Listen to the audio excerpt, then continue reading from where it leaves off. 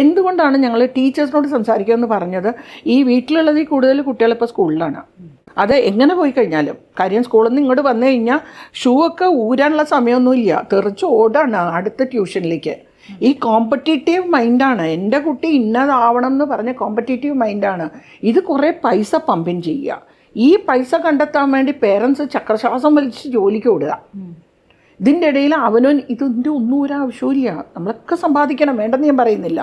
ഇതിനേക്കാളും നമുക്കിവിടെ ചെയ്യാവുന്ന കാര്യങ്ങളുണ്ട്. കുറച്ച് ക്വാളിറ്റി ടൈം നമ്മുടെ കുട്ടികളുടെ കൂടെ നമ്മൾ സ്പെൻഡ് ചെയ്ത് കഴിഞ്ഞാൽ അതിന് മുമ്പ് പാർട്ട്ണറുമായിട്ട് സ്പെൻഡ് ചെയ്യണം. ഈ പാർട്ട്ണർ ഒരു കുഞ്ഞ് എന്ന് പറയുന്ന ഒരു സിസ്റ്റത്തിലേക്ക് വരുന്നതിന് മുമ്പ് അത് എൻ്റെയും കൂടി കുഞ്ഞാണ്. ആ 2 പേർക്കും ആ ഒരു കമ്മിറ്റ്മെൻ്റ് ഉണ്ട്. So what am I emotionally contributing?